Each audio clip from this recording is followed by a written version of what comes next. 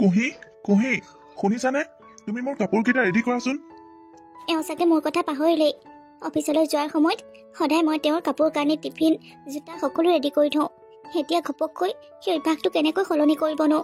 মোৰ যে ভৰিখন ভাগিল সেইটো কথা চাগে পাহৰিয়ে গ'ল। মোক আকৌ কাপোৰ ৰেডি কৰিবলৈ কৈছে। মই এতিয়া কেনেকৈ উঠি যাওঁ? চাওঁ আজি কি কাপোৰ ৰেডি কৰিছা। আজি মই কি পিন্ধি যাম? অ' চৰি দেই, মই মানে তোমাৰ কথাটো পাহৰিয়ে গৈছিলো। তুমি মোক অফিচলৈ যাওঁতে সদায় সকলো বস্তু ৰেডি কৰি দিয়া যে, মই সেইকাৰণে তোমাক কৈ পালো। দিয়া তুমি শুই থাকা। বুজি পাইছো, কিন্তু এতিয়া অভ্যাসবোৰতো কেইদিনমানৰ কাৰণে সলনি কৰিবই লাগিব। কেইদিনমান মানে 3 মাহ মানৰ কাৰণে তোমাক বেড ৰেষ্টতে থাকিবলৈ কৈছে। ডক্টৰে ভৰিখনৰ প্লাষ্টাৰ 3 মাহৰ পাছতহে খুলিব। এতিয়া আৰু 3 মাহলৈ মই সকলো চম্ভালিব লাগিব। দিয়া তুমি আৰাম কৰা, মই পাকঘৰলৈ যাওঁ। চাহ অকণমান বনাই তোমাক চাহ অকণমান খুৱাই ঔষধখিনি খুৱাই দিওঁ। তাৰ পাছত আকৌ ভাত পানী খুৱাই মেলি মই অফিচলৈ যাব লাগিব। তুমি গেছত কিবা বহাই থৈ আহিছা নেকি বাৰু? কিবা এটা জ্বলা পোৰা যেন গোন্ধাইছে। ইমান গোন্ধাইছে, তুমি অকণো গোন্ধ পোৱা নাইনে? অ' শেষ, গোটেইখন পুৰা গ'ল চাগে। মই গা ধুবলৈ যাওঁতে গেছত দাইলকণ বহাই থৈ গৈছিলো। এতিয়া আহি আকৌ নমাই দিবলৈ পাহৰিলোৱে, তোমাৰ লগত কথাত লাগিলোহি। ৰবা মই গেছটো নমাই থৈ আহোঁ, নহ'লে গোটেইখন জ্বলি যাব এতিয়া। কি কৰোঁ? মোৰ ভৰিখন ভাগা আজি এদিন হৈছেহে। সেইদিনতে দেখোন মানুহজনৰ হাহাকাৰ লাগিছে। ভাতহে বনাবনে, ঘৰৰ কামহে কৰিবনে, মুখহে আউল মাৰিব। ইপিনে আকৌ অফিচটো আছেই। কাম কৰা মানুহ এজনীকে ৰখা কথা কওঁ। কাম কৰা মানুহজনীয়ে পাকঘৰৰ কামখিনি ঘৰৰ কামখিনি কৰিলেও এওঁ বহুতখিনি ৰেহাই পাব। জ্বলিল বুজিছা, গোটেই তলৰ দালিকণ জ্বলি গ'ল। দালিকণ শুকাই গৈ চৰুতে লাগি ধৰিল। এতিয়া আকৌ মোৰ বনাই থকাৰ সময় নাই। ভাত আছে ভাজি আছে তাকেই খাওঁ, তোমাকো তাকেই খুৱাই দিওঁ। এতিয়া এনেকৈ খাওঁ, অফিচৰ পৰা আহোঁতে মই বাহিৰৰ পৰা কিবা এটা লৈ আহিম বুজিছা। ৰাতি আকৌ মই ভাত পানী বনাই থাকিব নোৱাৰো। কিবা এটা পেক কৰি লৈ আহিম, তাকেই খাই শুই যাম। মোৰ এতিয়াহে অনুভৱ হৈছে তুমি কিমান কাম কৰা, ঘৰখনত কিমান কাম। মই নোৱাৰো দেই, ঘৰ অফিচ পাকঘৰ এইবোৰ মই একেলগে কেতিয়াও চম্ভালিব নোৱাৰো। মই এটা কাম কৰো বুজিছা, খোৱা বোৱা বস্তুবোৰ বাহিৰৰ পৰাই অৰ্ডাৰ কৰো। যি খাবলৈ মন যায় হোটেল এখন ঠিক কৰি লওঁ, তাৰ পৰাই আনি খাই থাকিম। মই এইবোৰ বনাই থাকিব নোৱাৰো আৰু। নহয়, সেইবোৰ তুমি কি কথা কৈছা? সদায় হোটেলৰ পৰা ভাত দালি চাহ সকলো বস্তু যদি কিনি খাওঁ কিমান টকা যাবগৈ। ইপিনে আকৌ মোৰ ঔষধ পাতি কথা আছেই। 3 মাহলৈকে মই উঠিবই নোৱাৰিম। 3 মাহলৈকে এনেকৈ বাহিৰৰ পৰা খাই থাকিব নোৱাৰি নহয়। মানুহৰো বেমাৰ হ'ব আৰু বহুত টকাও খৰচ হ'ব। সেইকাৰণে মই কথা এটাহে ভাবিছোঁ, সেই 3 মাহৰ কাৰণে কোনোবা এজনী কাম কৰা মানুহকে বিচাৰি লওঁ। কাম কৰা মানুহজনীয়ে ঘৰৰ কামখিনি কৰিলেও, পাকঘৰৰ বনোৱা কৰা কামখিনি কৰিলেও তুমি বহুতখিনিয়ে সকাহ পাবা। অ' তুমি ঠিক কথাই কৈছা।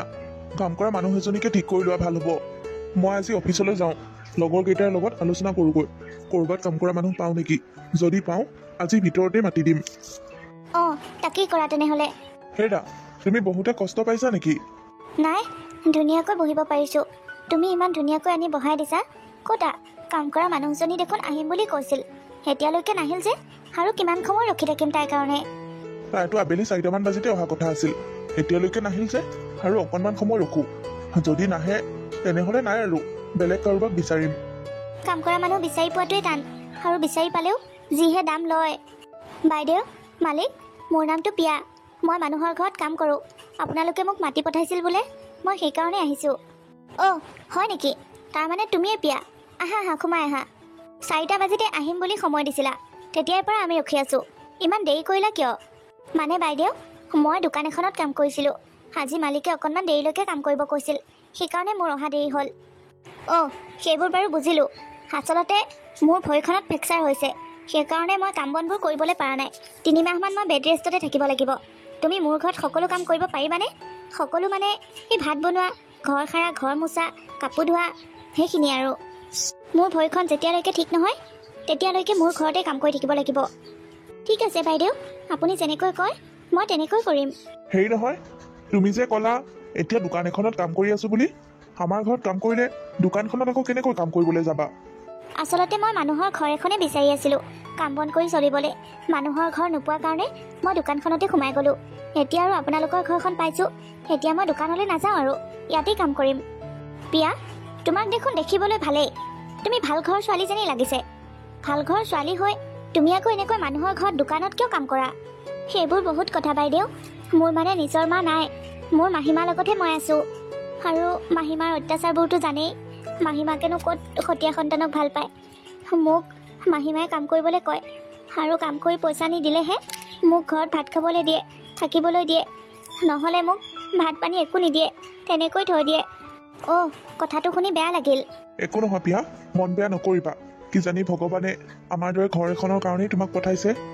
দুখ কৰিনো কি পাম মালিক? ভগৱানে কপালত যি লিখিছে সেয়াই হ'ব আৰু। সিমান দিনে তেনেকৈ চলি আহিছোঁ। তুমি খোৱা বোৱাক লৈ ইমান চিন্তা কৰিব নালাগে। ৰাতিপুৱা চাহ ভাত আমাক বনাই দিয়াৰ লগতে তুমিও খাব পাৰিবা। দুপৰীয়া ভাত আমাক বনাই দিয়াৰ লগতে তুমিও খাব পাৰিবা। আৰু ৰাতি ভাতখিনিও তুমি আমাক বনাই কৰি খুৱাই মেলি নিজেও খাই কৰি ঘৰলৈ যাব পাৰিবা। আমাৰ ঘৰত থকালৈকে মাহীমায়ে তোমাক ভাত নিদিলেও তোমাৰ টেনশ্যন ল'বলগীয়া নাই। তুমি ইয়াতেই খাব পাৰিবা। ঠিক আছে মালিক। পিছে তোমাক কিমান টকাকৈ দিব লাগিব? মানে বাইদেউ, মই দোকানখনত 5,000কৈ কাম কৰি আছোঁ। তাত আকৌ খোৱা বোৱাটো নিদিয়ে, খোৱা বোৱাটো নিজৰ। এতিয়া আপোনালোকে মোক খোৱা বোৱা দিয়াৰ পাছত কিমানখিনি দিয়ে সেইটো আপোনালোকৰ বিবেচনা মতেই দিব, হয় নেকি? ঠিক আছে, হ'ব দিয়া। প্ৰিয়া, আজিৰ পৰাই নহ'লে কাম ষ্টাৰ্ট কৰি দিয়া।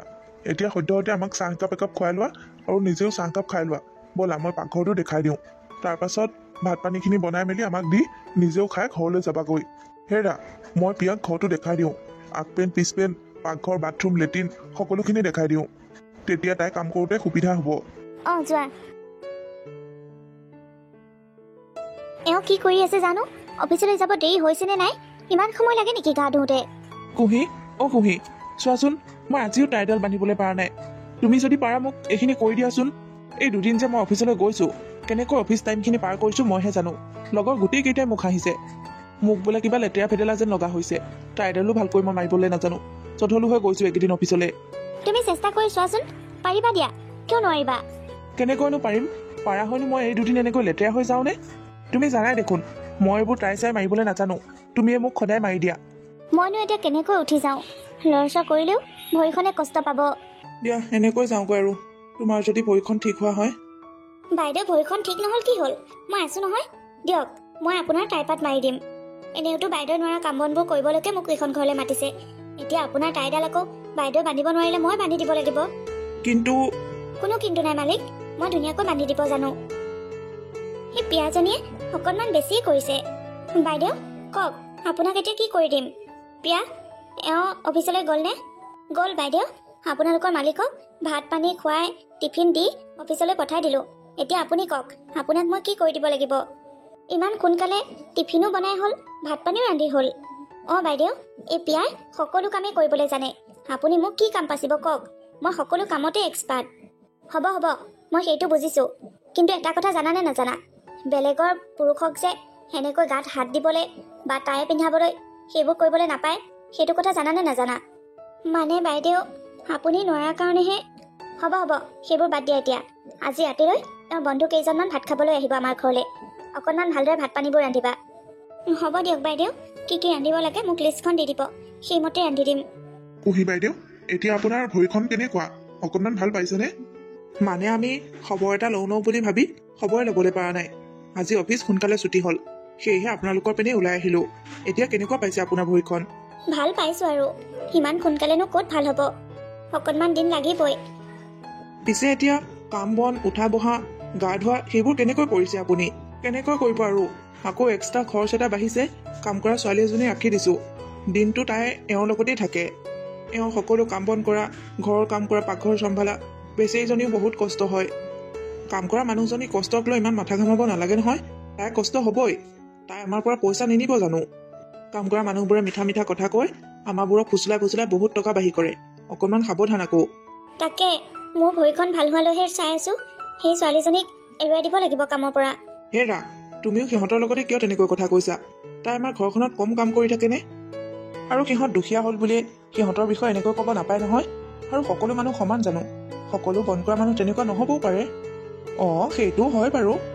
বাৰু তহঁতে বহচোন, মই পাকঘৰৰ পৰা চাহখিনি আনোগৈ। মানে এওঁৰ আকৌ উঠিব কৰিব নোৱাৰে নহয়, সেইখিনি মই সহায় কৰি দিব লাগিব তাইক। তাই আকৌ ভাত পানী ৰন্ধা কামতো লাগি আছে। অঁ যা, আমি আকৌ বেছি দেৰি নকৰোঁ দেই। কিয় দেৰি নকৰা আকৌ? ভাত পানী খাই যাবা। মই ভাত পানী ৰান্ধিবলৈ দিছোঁ নহয়। সেইটো হ'ব বাৰু। কাটিলে, সিমান বিষাইছে। কি হ'ল পিয়া? কি হ'ল? কেনেকৈ কাটিলে? চাওঁ, কোনটো আঙুলিত কাটিলে? কেনেকৈ কাটিব পাৰিলে? ইমান অসাৱধানকৈ মানুহে কাম কৰিব লাগেনে? মানে মালিক, বাইদেৱে পকৰি বনাব দিছিল। পিঁয়াজ কাটোতে আঙুলিটোকে কাটি লৈ গ'ল। চাওঁ মালিক, মোৰ হাতখন এৰি দিয়ক। বাইদেউ দেখিলে আকৌ বেয়া কথা হ'ব। দেখিলে দেখিবলৈ দিয়া, তাতে কি হ'ল? মই কাৰোলৈ ভয় নকৰোঁ। তুমি ইমান অসাৱধানকৈ কামবোৰ কিয় কৰা কোৱাচোন? যদি হাতখন বেছিকৈ কটা হয় কি হ'ল হয়? কাটিলেওনো কি হ'ব? সেইবোৰ সৰু সুৰা ঘূণ আমাৰ নিচিনা মানুহৰ হৈ থাকে আৰু। মই বন্ধ কৰা মানুহে মালিক, মোৰ কাৰণে আপুনি ইমান দয়া উপজাব নালাগে। প্ৰিয়া, মই কিন্তু তোমাক তেনেকৈ কেতিয়াও নাভাবোঁ। আমাৰ ঘৰৰে সদস্যৰ দৰে মই ভাবোঁ। সঁচা কথা ক'বলৈ গ'লে এইকেইদিনত মই তোমাক ভাল পাই পেলাইছোঁ। মোৰ কি হৈছে মই নাজানো, কিন্তু তোমাৰ প্ৰতি মোৰ এটা কিবা বেলেগ অনুভূতি উপজিছে, যিটো অনুভৱ মই কাকো বুজাব নোৱাৰোঁ। তোমাৰ বাহিৰে সেইটো আৰু কোনেও বুজিবও নোৱাৰে। মনে মনে থাকক মালিক, এইবোৰ কি কথা কৈছে আপুনি? প্ৰিয়া, মই এটাও মিছা কথা কোৱা নাই। যি কৈছোঁ একেবাৰে সঁচা কথাই কৈছোঁ। মই আচলতে নিজেই নাজানো মই তোমাৰ কাৰণে কিয় এনেকৈ পগলা হৈছোঁ। মালিক, আপোনালোক ধনী মানুহ, ডাঙৰ মানুহ, আমি সৰু মানুহ। আমাক এইবোৰ মিছা সপোন নেদেখাব। মই মোৰ শপত খাই কৈছোঁ, মই একেবাৰে মিছা কথা কোৱা নাই।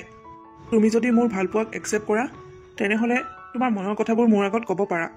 আচলতে মই জনাত তোমাৰো মোৰ প্ৰতি অকণমান দুৰ্বলতা নথকা নহয়।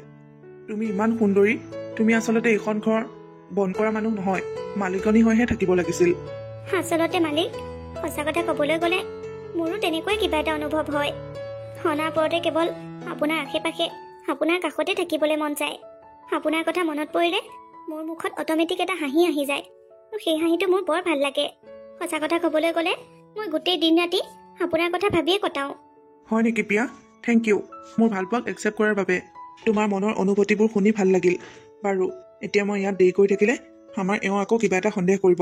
দিয়া, চাহ পানী কি ৰান্ধিছা মোক দিয়া, মই সিহঁতক দিওঁগৈ। অঁ, আপুনি ঠিকেই কৈছে।